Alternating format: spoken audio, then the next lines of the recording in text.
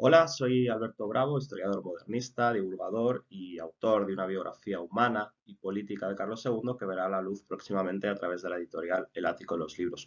Hoy traigo un tema siempre espinoso, siempre polémico, pero que considero interesante, y es aquel de la esclavitud, y más concretamente de la esclavitud negra durante la Edad Moderna, y lógicamente lo vamos a circunscribir al reinado de Carlos II. Así que sin más, comenzaré. Hay una cuestión que me llama poderosamente la atención en los últimos tiempos, que es la imagen de un rey Carlos II casi como un proto antiesclavista a través de una cédula conocida, porque se repite continuamente en redes sociales, en blogs, en muchos ámbitos, que es aquella del 7 de noviembre de 1693, por la que el monarca concedía la libertad a todos aquellos esclavos negros que llegasen a la Florida, es decir, a un dominio suyo, desde el asentamiento inglés de Carolina y, lógicamente, siempre y cuando estos se convirtieran al cristianismo. ¿Esta cédula existe?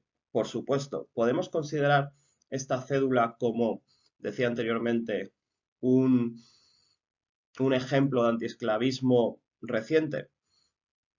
Esto creo que es complicado de decir y probablemente falso. Y me explico. Bien, esta cédula llega en un contexto muy concreto de rivalidades en América y en América del Norte entre tres grandes potencias que son, por un lado, lógicamente, la monarquía de España, por otro lado, la corona inglesa y la corona francesa.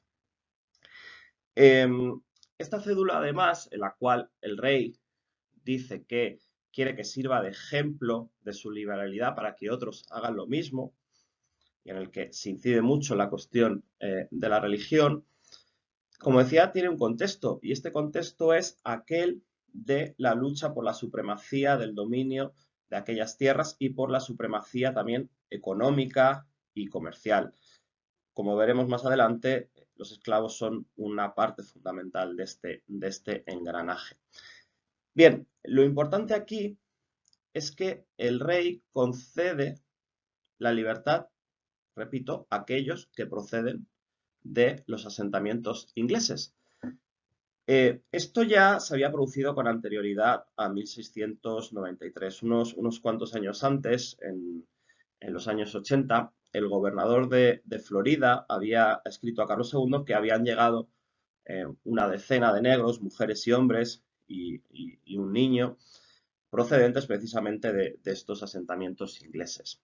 Y decía que estos le habían solicitado poder quedarse allí, en la Florida, porque querían vivir como cristianos y sus amos no les dejaban. Bueno, este gobernador va a aceptar que estos negros permanezcan en Florida, van a ser bautizados, van a ser introducidos en la fe católica y además se les va a poner a trabajar en el castillo de San Agustín o el presidio de San Agustín.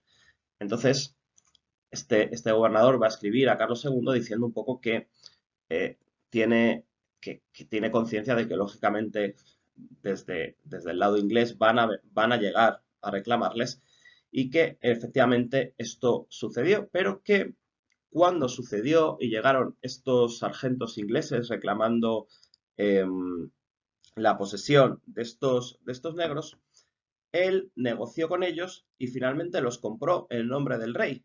Y es muy interesante lo que le dice a Carlos II, os lo voy a leer textualmente.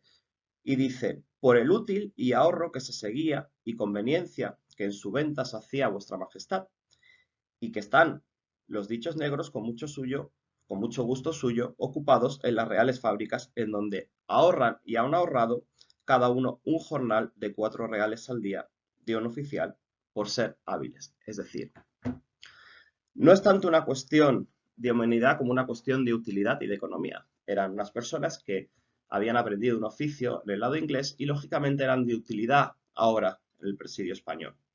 Y además eran mano de obra barata, costaban menos que un oficial. Entonces entendemos, ¿no?, que esta cédula del 7 de noviembre de 1693 que incide en lo mismo, ¿por qué? Eh, incide en que lógicamente se deba dar la libertad a todos aquellos que lleguen de asentamientos ingleses, pero, y puntualiza muy claramente, no aquellos que procedan de la isla de Curazao, una isla caribeña, que era un dominio de las Provincias Unidas, Holanda, si tomamos la parte por el todo, y tampoco aquellos que huyesen de vasallos del propio rey de España.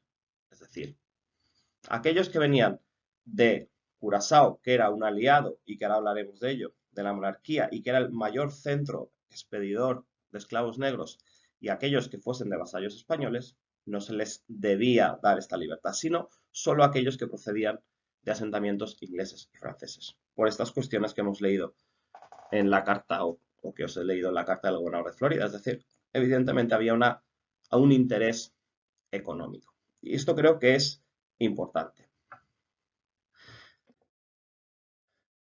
Bueno, aquí lo vemos, incide, Carlos II ya había incidido varios años antes, también en 1679, en 1680, que se debía acoger a todos aquellos que vinieran huidos de personas que no sean vasallos míos. Esto es una carta al gobernador de la isla de la Española de 3 de septiembre de 1680. Incide en la misma idea que os explicaba anteriormente de la cédula de 1693. Lo importante no es tanto el cómo, sino el quién. Bien, ¿quiere esto decir que el rey se desatendía del cuidado de estos esclavos negros? Por supuesto no, y en esto seguía la estela de sus antecesores en el trono, desde los reyes católicos. Especialmente al rey le preocupaba la instrucción religiosa de estos esclavos negros. Se preocupaba, en el año 1682, emana varias órdenes. ¿Para qué? Porque llegan noticias a la corte de que estos esclavos no son bautizados y muchos mueren sin ser bautizados. Entonces, insisten que se les debe bautizar y se les debe instruir en la fe católica. Y además se les debe instruir en un modo de vida recto y cristiano, porque también en el año 1687 llegan noticias al rey y generan escándalo de que algunas negras, mujeres, pues son prostituidas, y esto es muy duro de decir, porque son tratados prácticamente como ganado. Es decir, se las viola o se las prostituye con otros esclavos para que tengan hijos y que por lo tanto el dueño de ellos tenga más número de esclavos. Entendemos la dureza de esto. Esto sucedía y el rey tenía noticia y lógicamente él desaprobaba, pero sabemos que estamos a miles de kilómetros de distancia. Es decir, es importante que el rey se preocupa por el bienestar y por el bienestar principalmente religioso, pero también es importante que tengamos en cuenta que se producían abusos muy duros continuamente. Y esto, pues, no se puede negar porque sería absurdo. Bien. A pesar de ello, bueno, decía, a pesar de que se produzcan estos abusos, hemos dicho que el rey mostraba sus escrúpulos. Y, de hecho, hay un momento interesante en 1685 en el que Carlos II pregunta si qué males se derivarían de no tener esclavos negros, ¿no? Se pide que se consulte a una junta de teólogos y el Consejo de Indias rápidamente responde al rey que los esclavos negros básicamente son, podríamos decir hoy, la gasolina de esta gran maquinaria son los reinos de Indias y la monarquía de España. Es decir, que no se puede sobrevivir sin ellos. Ellos van a tener, estos esclavos se les van a emplear en muchas cuestiones, como, bueno, aquí tengo algunas apuntadas para que no se me olviden, pero el trabajo, por supuesto, en la minería, el buceo de perlas, un trabajo durísimo, la agricultura, las grandes haciendas, especialmente en la zona del Caribe, trabajo en astilleros y, por supuesto, también el servicio doméstico. Hoy, en estos minutos que estoy dedicando a esta cuestión, hablo más específicamente de la esclavitud en las propias Indias. Lógicamente también había esclavitud en la península y en otros lugares. Y, por supuesto, hablo solo de esclavitud negra y no estoy hablando de esclavitud india, que probablemente dejaremos para otro vídeo. Bien, tan es importante el negocio de esclavos de negros que en la propia recopilación de leyes de Indias de 1681, aquí veis un pequeño extracto, hay multitud de puntos que tratan precisamente, y valga la redundancia, sobre esta trata de esclavos, sobre su regulación, en fin, definitivas cuestiones que lógicamente eran de interés para la corona. A pesar de ello, de estos escrúpulos, la corona siguió, lógicamente, comprando, mejor dicho, esclavos negros. Es decir, ¿Carlos II tuvo esclavos negros? La respuesta es absolutamente sí, de manera directa o indirecta. Y hablo siempre en el contexto de Indias. En el reinado de Carlos II se van a firmar diversos asientos de negros, es decir, se van a firmar contratos con particulares para que suministren esta mano de obra en las Indias. El sistema de asientos se establece por Felipe II y va a estar dominado prácticamente siempre por los portugueses que dominaban las entradas a los, en Guinea y en el Congo, ¿no? Esas entradas a los ríos africanos donde negociaban con, con las autoridades locales, reyes, reyezuelos, como queramos llamarlos, y llevaban esta mano de obra hacia las Indias. Esto se rompe en 1640, lógicamente, por el inicio de la Guerra de Restauración Portuguesa, y no va a ser casi hasta finales del reinado de Carlos II, en 1662, cuando se firme un nuevo asiento. Es la imagen que veis más en el extremo, con los genomeses Domenico Grillo y Ambrogio Lomellini. Bien, este asiento estará en vigor hasta mediados de los años 70 e introduce un concepto también eh, que creo que es importante y es bastante duro porque eh, no todos los esclavos valían lo mismo. Es decir, se va a establecer una medida estándar que se va a denominar pieza de Indias. Las piezas de Indias, como decía, trataban de estandarizar a los esclavos y consistía en que estos tuvieran, se dice, 7 cuartas de altura, estuvieran sanos y sin defectos. Es decir, se buscaba lógicamente, y por supuesto, un hombre era más caro que una mujer, dependiendo también del contexto en el que se le quería implicar, y pues esto buscaba que nos enviasen pues, personas, no sé cómo decir, pues que tuviesen alguna malformación, que tuviesen un brazo amputado, una pierna, que fuesen tuertos, ciegos, todo esto se dice. Entonces, se busca lógicamente esta medida. Y a partir de aquí se va a empezar a hablar de piezas de Indias y también de toneladas, lo cual es durísimo, porque lógicamente estamos tratando a seres humanos como mercancía, y así era. Y esto sucede también en el reinado de Carlos II, por supuesto. Habrá varios asientos, el asiento de los genoveses, luego se buscará asientos con otros particulares, con el consulado de Sevilla, que fallecerá.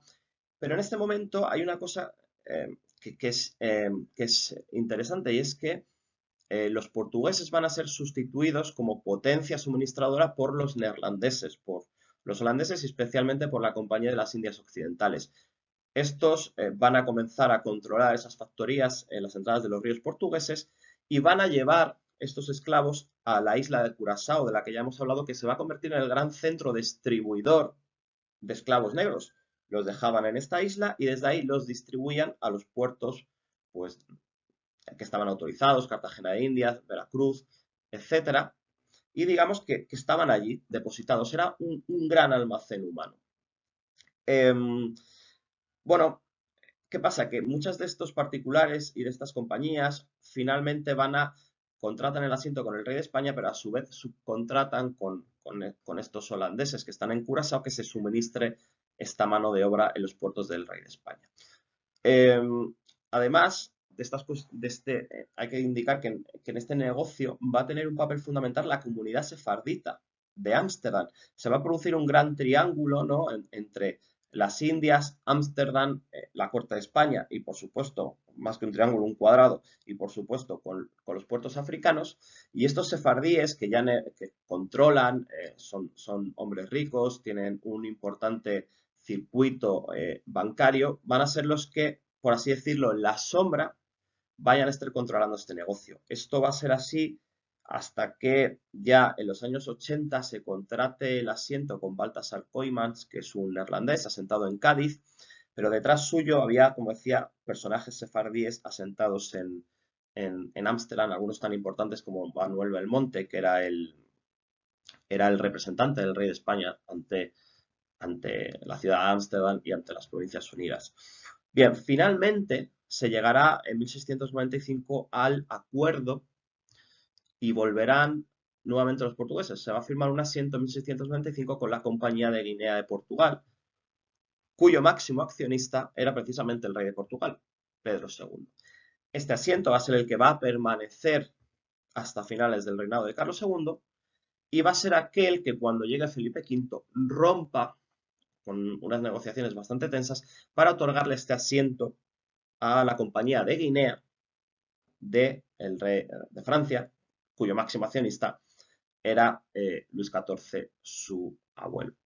Bien, precisamente uno de los motivos del estallido de la Guerra de Sucesión va a ser el interés inglés en controlar este asiento. Uno de los motivos, otro será, por supuesto, el comercio. Bien, con esto acabo. Espero que os haya gustado y que hayamos clarificado algunos puntos y arrojado luz sobre una cuestión, como decía al principio, tan dura y tan espinosa. Nos vemos en el próximo vídeo. Hasta luego.